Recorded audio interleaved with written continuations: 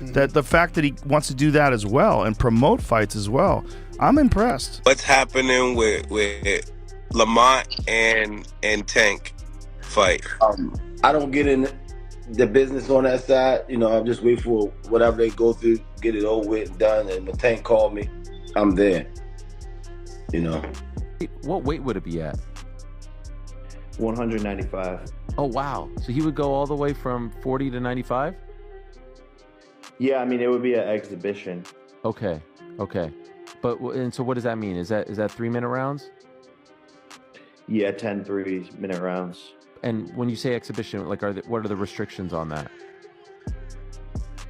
No restrictions, just the fact that like we couldn't actually get it professionally sanctioned. Joe Rogan has finally put his stamp on the madness that's going on right now in boxing, and in typical Rogan fashion, he didn't hold back. He flat out called Gervonta Tank Davis a coward for ducking Lamont Roach and chasing Jake Paul instead, and whether you agree with him or not, there's no denying that his take speaks to what a lot of fans are already thinking. After all the controversy with the Roach fight ending in a draw and people calling it a robbery, everyone expected Davis to run it back and prove himself. Instead, what do we get? News that he's fighting Jake Paul in a Netflix exhibition? You can almost hear boxing purists shaking their heads all around the world. Netflix is in the business of making big fights, big events, things that millions of people tune into. One of the ways that they do that is they roll out Jake Paul. They rolled out Jake Paul against Mike Tyson. It broke Netflix. Jake Paul fought with Tyron Woodley twice. Big numbers. Jake Paul fought against Tommy Fury. Big numbers. Jake Paul. The funny part is, Jake Paul himself leaned into the whole circus. He confirmed the fight after his manager tried to downplay the leaks, and then Jake comes out swinging on X saying Davis has been disrespecting him for too long. He compared himself to an FPV drone coming after a tiny tank, which is a classic Jake Paul line. Half funny, half trolling, but also clever marketing. He even doubled down with that David and Goliath comparison, saying he's going to take the life of David before going on to slaughter Goliath. Everyone knows what he means by that. First Davis, then Anthony Joshua. That's the show Jake Paul is selling, and like it or not, people are buying. So this is not really about the competitiveness of the fight. It's cloud chasing 101. It's the two biggest names that will sign the same piece of paper to fight each other. Because Tank has knockout power, even though he's way smaller. You already know that Jake Paul's gonna like push this like, I'm fighting one of the biggest knockout artists in the game. And then Tank Davis, this is probably the biggest check out there for. The rumors started swirling midweek that Jake Paul had lined up this massive exhibition against Gervonta Davis in Atlanta at State Farm Arena. At first, it sounded too wild to be true because Jake had been negotiating with Anthony Joshua, and by all accounts, that was close. Then his manager came out saying, sources have it wrong, and that could have been the end of it. But Jake, who never misses a chance to stay in the headlines, posted right after confirming it.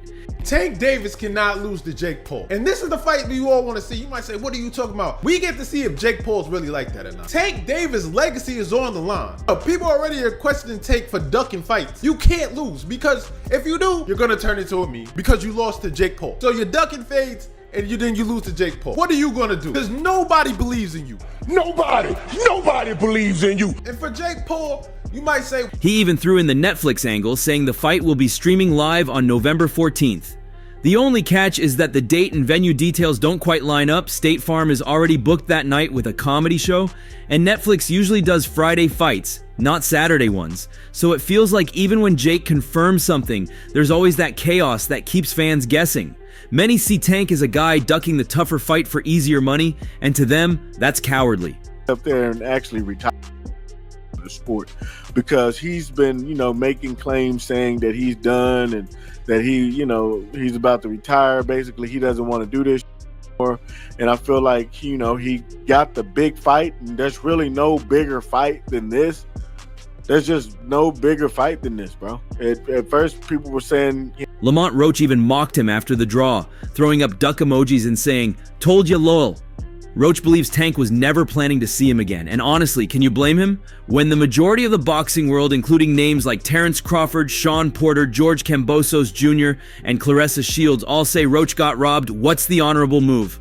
A rematch. What's the money move? A Netflix fight with Jake Paul, and Tank chose the money move. MMA fighters and all of that.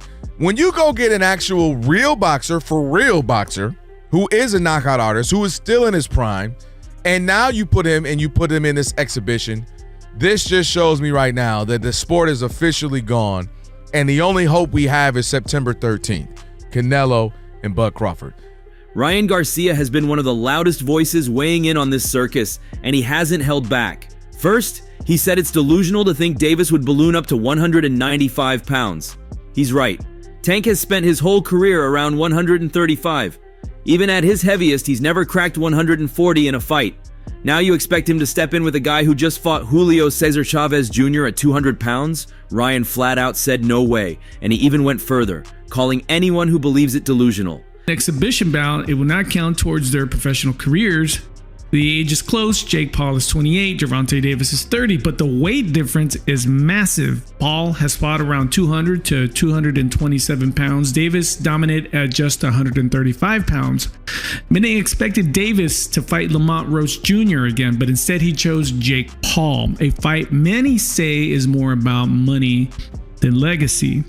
Critics suggest Davis. It's wild when you think about how far Jake Paul has pushed himself into the sport. Just a couple of years ago, he was the YouTuber turned boxer people laughed at. Now he's linked to fights with Tank Davis and Anthony Joshua, two of the biggest names in boxing.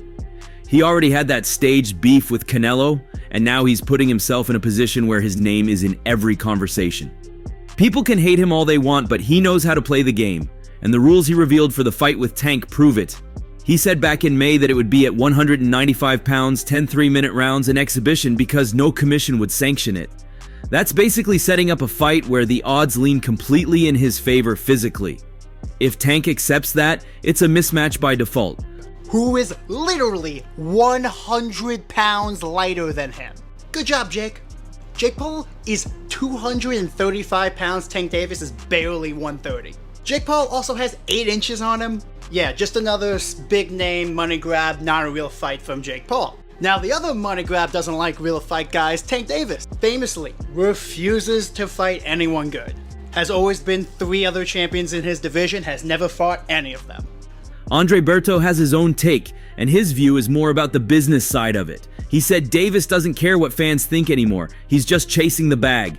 And honestly, that's the kind of comment that stings because it feels true.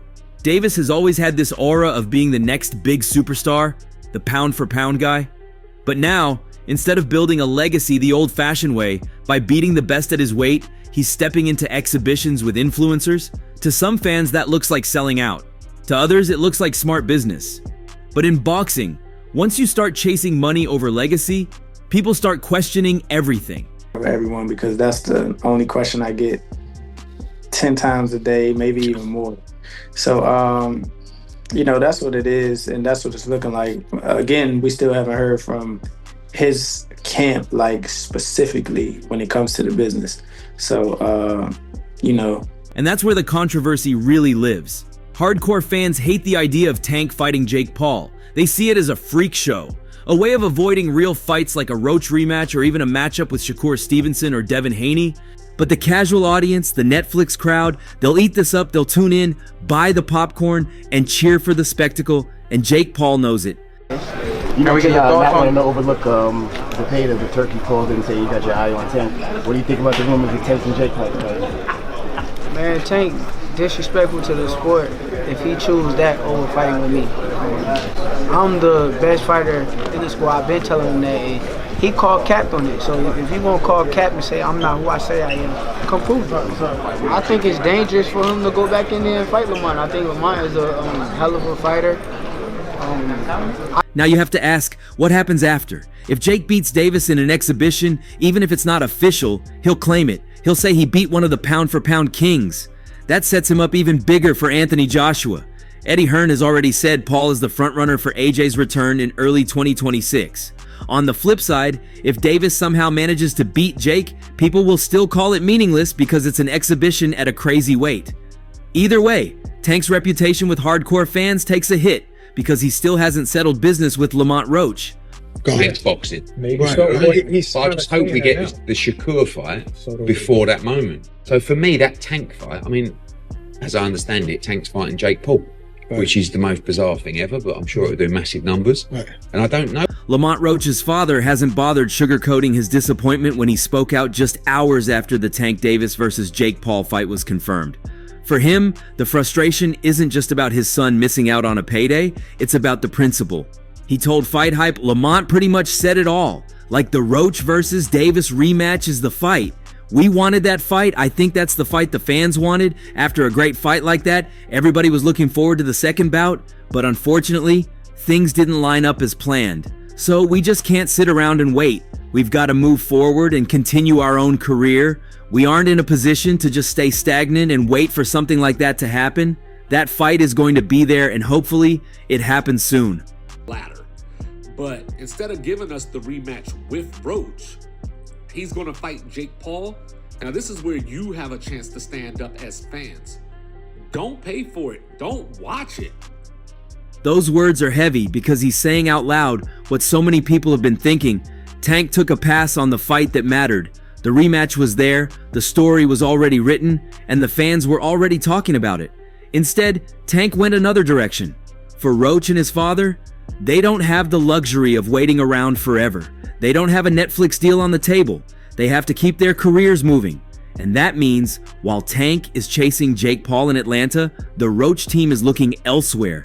Even though they know deep down the second fight should have already been on the books. The Tank fans, they've been hating Lamont Roach because he's went on tour off a draw. I kind of think it's getting like disgusting. The way that he's big leaguing Gary Russell Jr. and the way that he's talking like, why would I do this? And like, you got to draw with Gervonta Tank Davis. Now you're literally living off Gervonta Tank Davis, bro. Like, no, you have a belt. Meanwhile, Jake Paul is basking in the spotlight of all this. Ahead of the fight, he told ESPN, Gervonta is an angry little elf who has been disrespecting my name for too long. His nickname might be Tank, but I'm an FPV drone, and I'm about to disable him. Yes, he is one of the top pound-for-pound boxers in the world, but my motto is anyone, anytime, any place, against all odds. He didn't stop there. And I like my odds. First, I am going to kill David, then I will go on to slaughter Goliath, and you are all going to watch me do it, breaking viewership records again. Problems in the last month or so and rumors about his retirement. I don't think it's a massive shock that he is taking this Jake Paul fight if it is going to go ahead, purely for the reason that it's a lot of money for maybe not the most difficult job that he's going to have in his career. So it's a strange one, but yeah, it's just another kind of day in the sport, really, isn't it? He's already framing Tank Davis as just the first stepping stone, with Anthony Joshua as the bigger prize down the road. He knows how to push buttons, but he also knows how to keep fans tuned in, and that's why even when his manager, Nakisa Badarian, tried to play coy about whether the fight would be a professional bout or an exhibition, Jake had already locked the narrative in place. This Tank is going broke because that's the only justifiable reason you ruin your legacy against a guy like Jake Paul. And yes, I do think Jake Paul is going to win. Tank Davis is a much better boxer and has crazy power, but he's 5'5", 130. That power is not going to carry over against someone who is 6'1", 210. And it's not like Jake is bad. Yes, his fights are boring. He says he's going to step in the ring and sleep his opponents, but the only people who end up sleeping are the audience. Mike Tyson fight. Badarian admitted, "We're still figuring that out. Jake will definitely have to come down below his 200-pound weight that he's been fighting at. I can tell you that we're going to have a fight that will have a definitive outcome, whether by way of knockout or decision." That one line, definitive outcome, is important. It shows they're trying to reassure people this isn't just a glorified sparring session. But the reality is, the size gap is so extreme that fans are split between seeing it as a joke and seeing it as dangerous. With Tank Davis MIA, Lamont Roach Jr. and Shakur Stevenson are stepping up to the plate. These two master boxers have verbally agreed to face off in what could be the fight of the year. Roach, fresh off his controversial draw with Tank, believes he's the best at 135, but Stevenson, undefeated and coming off a dominant win against Tapita, thinks otherwise. Both fighters are in their prime, both hungry for glory. Who will come out on top? Will it be Roach's experience or Stevenson's perfect record? Tim Bradley didn't hold back when he reacted to the announcement. They're going to look weird in the ring. Jake is 200 plus lbs. The circus continues. "This is why I can't stand Jake Paul," he said. Bradley's take is what a lot of old school boxing people are thinking. It looks like Tank is stepping into a mismatch that sells because of names, not because of competitive balance. Bradley went further. It's a payday out of this world. Tank Davis is saving PBC. He even brought up how dangerous it could be. Tank Davis, forget about Shakur, forget about Abdullah Mason and these other guys. This is going to look weird. Looking at Gervonta Davis and Jake Paul coming in 40 or 50 pounds heavier, this is dangerous for Tank. Man, I'm thinking about, Bigfoot versus Littlefoot. Andre the Giant versus Wee Man. Man, this is gonna be better than damn Circus on Lake.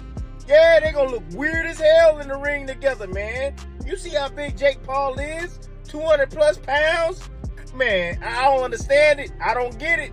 Yeah, the circus continues. This is why I can't stand damn Jake. And Bradley isn't wrong about the size. 7 divisions separate them. Tank fought at 133.8 pounds against Roach in March. Jake Paul weighed 199.4 pounds in June against Julio Cesar Chavez Jr.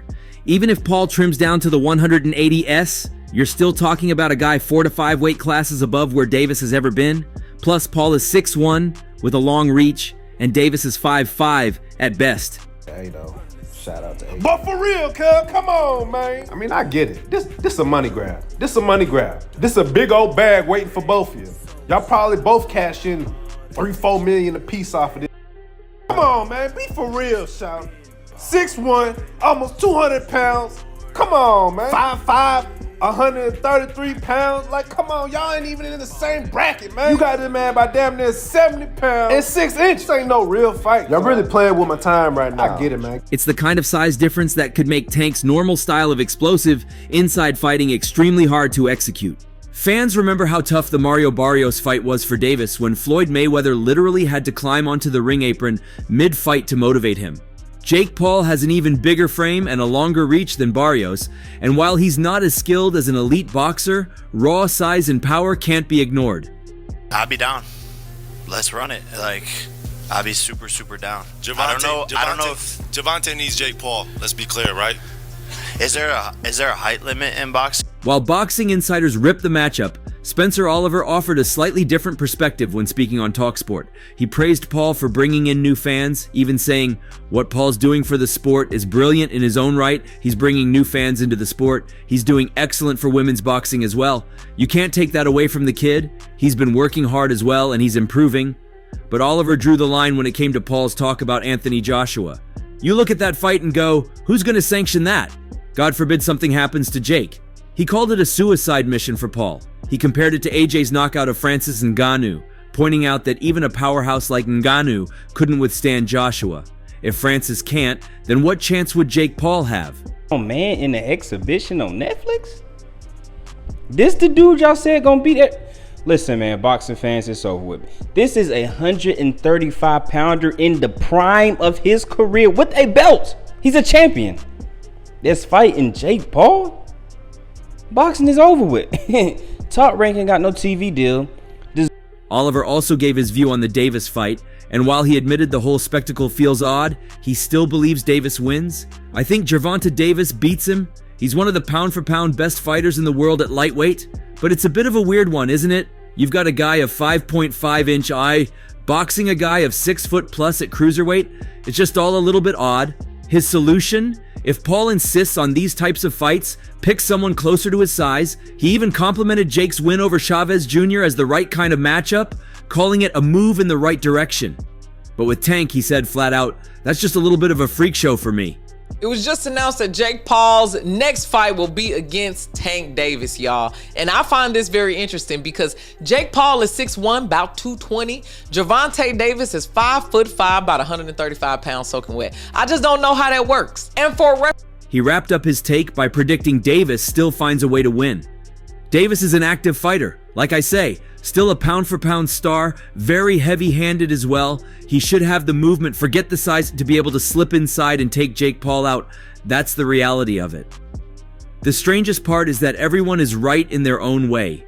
Roach's camp is right to feel cheated. Bradley is right that the matchup looks bizarre. Oliver is right that Jake has done some good things for the sport. And Paul himself is right that people will tune in no matter what. Between Tank Davis and Jake Paul, which looks like a circus fight. And now the Lamont Roach Tank Davis fight is totally off. I believe that this will hurt Tank Davis' career, and this will be another blackout for boxing. Y'all let me know in the comments how y'all feel. All right, peace.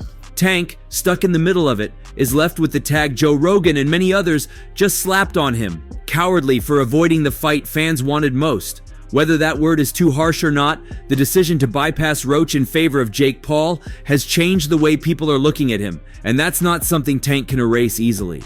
What do you think about the entire fight? Share your thoughts below and subscribe for more updates. See you in the next one.